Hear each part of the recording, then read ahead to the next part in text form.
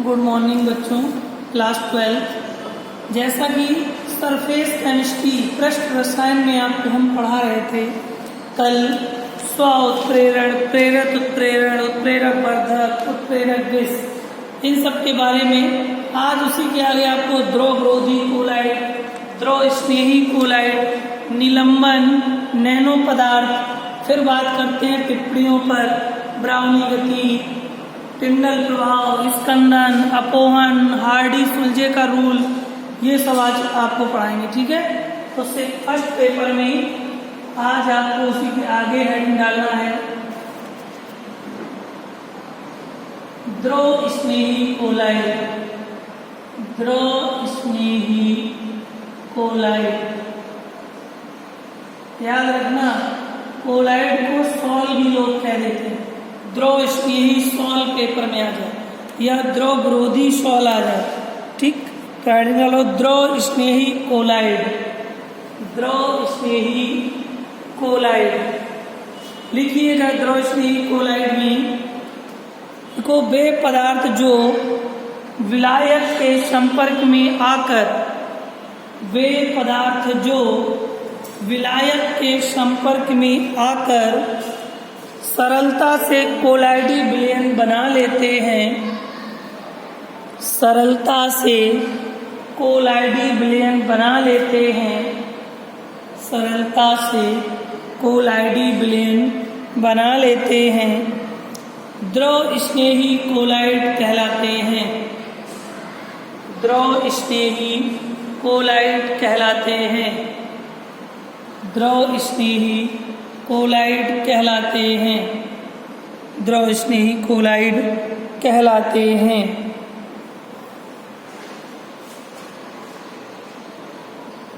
इन collide विलयन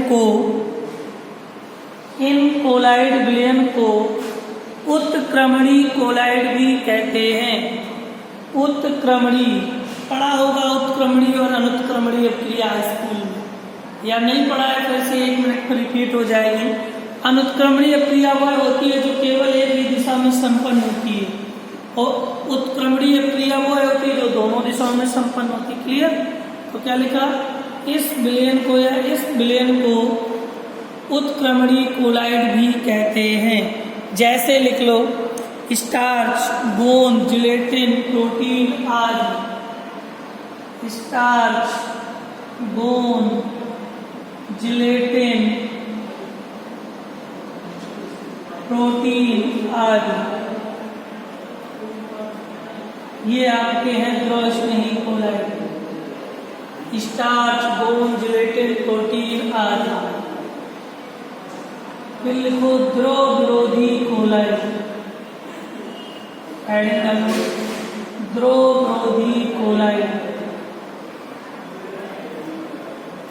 द्रव विरोधी कोलाइड, द्रव विरोधी कोलाइड। देखिए, वे पदार्थ जो विलायक के संपर्क में आकर, द्रव विरोधी कोलाइड में लिखिए, वे पदार्थ जो विलायक के संपर्क में आकर सरलता से कोलाइडी विलयन में, सरलता से कोलाइडी विलयन नहीं बनाते हैं, सरलता से कोलाइडी विलयन नहीं बनाते हैं, सरलता से कोलाइडी विलयन नहीं बनाते हैं, सरलता से कोलाइडी विलयन नहीं बनाते हैं, द्रव विरोधी कोलाइड कहलाते हैं, द्रव विरोधी कोलाइड कहलाते हैं, द्रव विरोधी कोलाइड कहलाते हैं। द्रव विरोधी कोलाइड को, द्रव विरोधी कोलाइड को अनुत्क्रमणी अपक्रिया भी कहते हैं, अनुत्क्रमणी कोलाइड भी कहते हैं। द्रव विरोधी कोलाइड को अनुत्क्रमणी कोलाइड भी कहते हैं। अनुत्क्रमणी कोलाइड एक अलग बात है और अनुत्क्रमणी अपक्रिया एक अलग विषय है। अनुत्क्रमणी कोलाइड कहलाते हैं। जैसे जैसे धातु सल्फाइड, धातु ऑक्साइड, धातु हाइड्रोक्साइड आदि।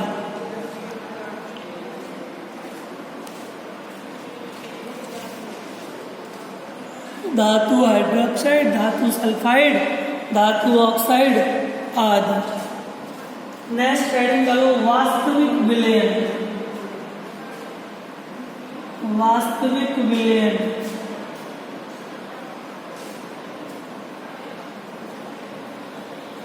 रियलिटिक सॉल्यूशन या रियल सॉल्यूशन।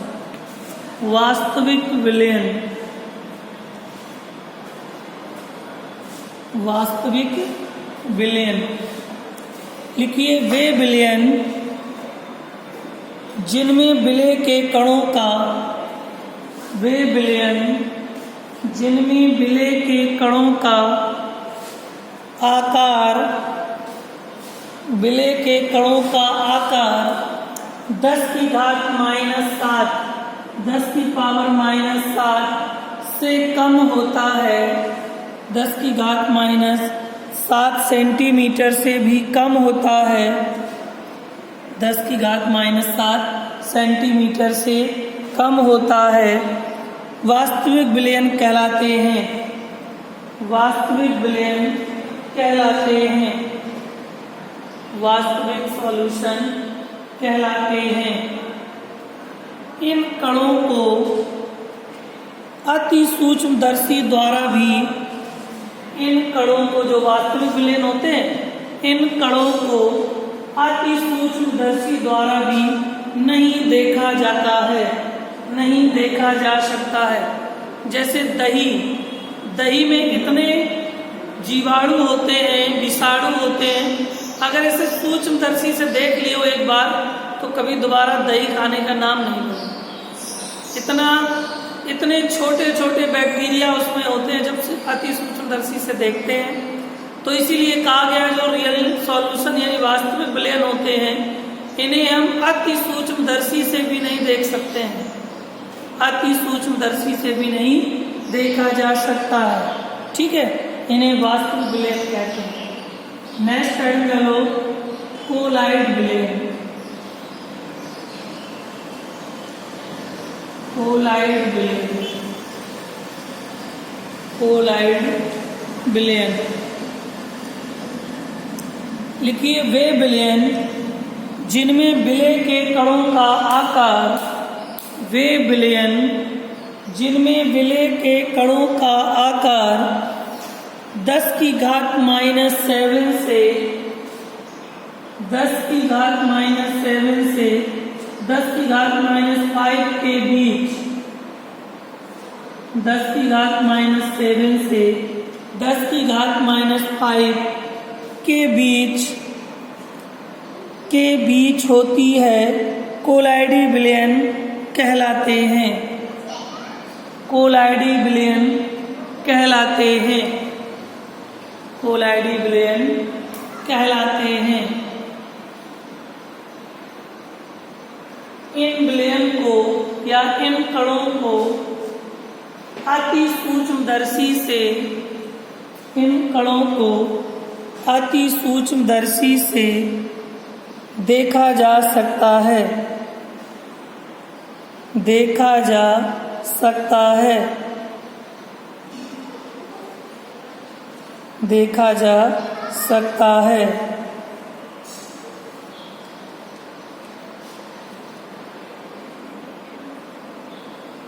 नेक्स्ट हेडिंग परिक्षिप्त प्रवस्था और परिक्षेपण माध्यम, एक साथ लिखिए। परिक्षिप्त प्रवस्था और परिक्षेपण माध्यम, परिक्षेपण माध्यम हेडिंग। जो परिक्षिप्त प्रवस्था है ये इसकी बारे में आपको ज़्यादा नहीं पढ़ना है, क्रियाएं हैं। और जो परिक्षेपण माध्यम है इसमें आपके अंतर्गत ये सब टिप्पणियाँ आती हैं, ब्राउनी गति, पिंगल प्रभाव, अपोहन, ये सब लिखाना पड़ेगा। परिक्षिप्त प्रवस्था और परिक्षेपण माध्यम। परिक्षिप्त प्रवस्था और परिक्षेपण माध्यम डालिए। लिखो परिक्षिप्त प्रवस्था में कोलाइडी विलयन में विलय के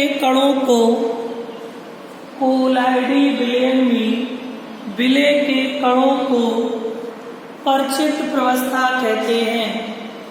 परिक्षिप्त प्रवस्था कहते हैं। परिक्षिप्त प्रवस्था कहते हैं। ये परिक्षेपण माध्यम में विस्तृत रहते हैं। ये परिक्षेपण माध्यम में विस्तृत रहते हैं। ये परिक्षेपण माध्यम में विस्तृत रहते हैं। परिक्षेपण माध्यम में विस्तृत रहते हैं तथा विलायक के कणों को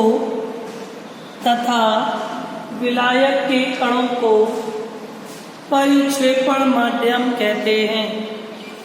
तथा विलायक के कणों को परिक्षेपण माध्यम कहते हैं। तथा विलायक के कणों को परिक्षेपण माध्यम कहते हैं।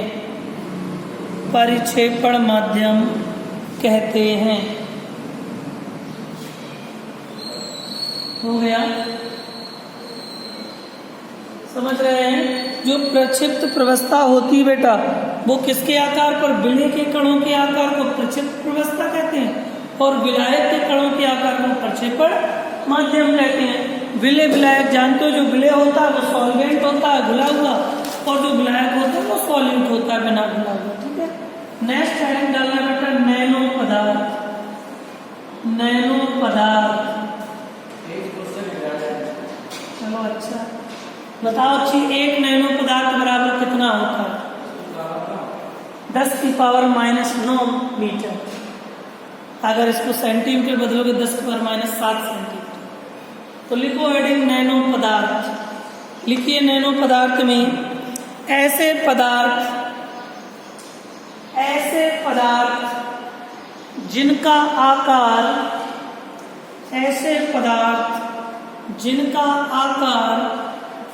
1 से 100 नैनोमीटर के बीच होता है। 1 से 100 नैनोमीटर mm 1 से 100 नैनोमीटर के बीच होता है। 1 से 100 नैनोमीटर के बीच होता है। उसे नैनो पदार्थ कहते हैं। उसे नैनो पदार्थ कहते हैं।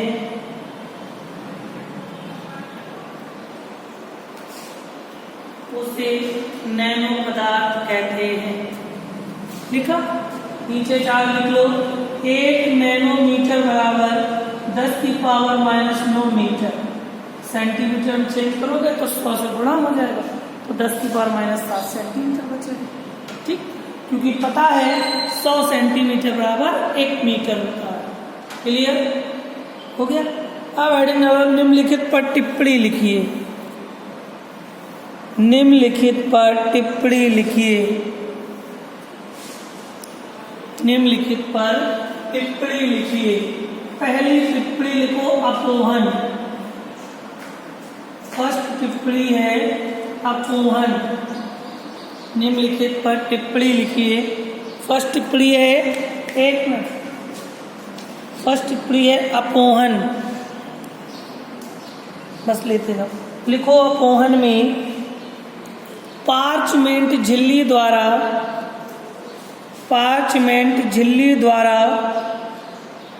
कोलाइडी विलयन में उपस्थित पार्चमेंट झिल्ली द्वारा कोलाइडी विलयन में उपस्थित अशुद्धियों को दूर करना पार्चमेंट झिल्ली द्वारा कोलाइडी विलयन में अशुद्धियों को दूर करना अपोहन कहलाता है। अपोहन कहलाता है। अपोहन कहलाता है। अपोहन कहलाता है। ठीक। अपोहन के बाद हेडिंग डालो स्वर्ण संख्या, गोल्ड नंबर, सोने का नंबर। हेडिंग पूछता है पेपर में स्वर्ण नंबर, क्या होती स्वर्ण संख्या। लिखिए स्वर्ण संख्या में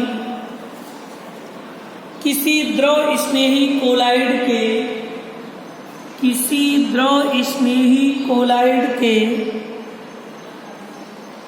आवश्यक न्यूनतम मिलीग्राम, आवश्यक न्यूनतम मिलीग्राम, आवश्यक न्यूनतम मिलीग्राम जो 10 ml मानक गोल्ड सॉल्ट का, जो 10 ml मानक गोल्ड सॉल्ट का, 10 ml मानक गोल्ड सॉल्ट का स्कंदन 10%, स्कंदन 10% NaCl के 1 मिली द्वारा, स्कंदन 10% NaCl के 1 मिली द्वारा, 1 मिली द्वारा होने से रोक सके, होने से रोक सके, उसे स्वर्ण संख्या कहते हैं।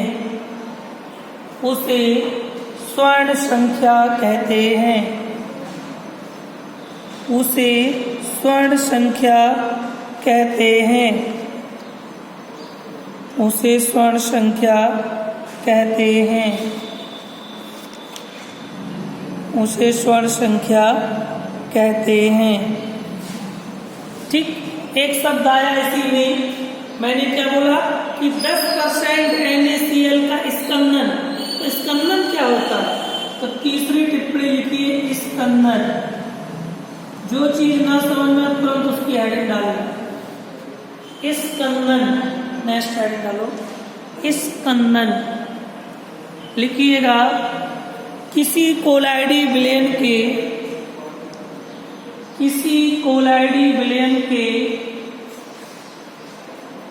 कोलाइडी कणों को, किसी कोलाइडी विलयन के कोलाइडी कणों को अवक्षेपित करने की क्रिया, अवक्षेपित करने की क्रिया स्कंदन या अवक्षेपण कहलाती है। स्कंदन या अवक्षेपण कहलाती है। स्कंदन या अवक्षेपण कहलाती है। स्कंदन या अवक्षेपण कहलाती है। स्कंदन या अवक्षेपण कहलाती है। चौथी हेडिंग को पेप्टीकरण, बस आज की लास्ट हेडिंग है चौथी पेप्टीकरण। कल आपका पूरा चैप्टर हो जाएगा, सारी टिप्पणियां। लास्ट आज लिख लो पेप्टीकरण, स्कंदन के बाद पेप्टीकरण लिख लीजिए जल्दी से।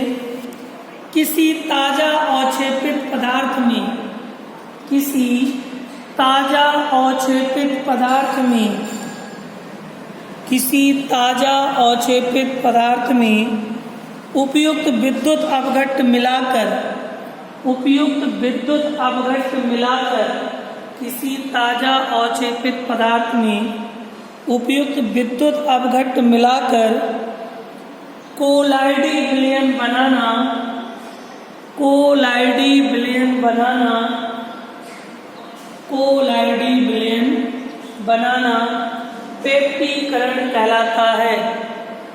या इसी को इंग्लिश में पेप्टाइजेशन भी कहते हैं। कभी कभी थ्योरी में हिंदी में लिख के दे देता है पेप्टाइजेशन। पेप्टीकरण को क्या लिख देता है? पेप्टाइजेशन। एक आप पेप्टीकरण कहते हैं, आगे लिख लो इस क्रिया को, या इसे पेप्टाइजेशन भी कहते हैं।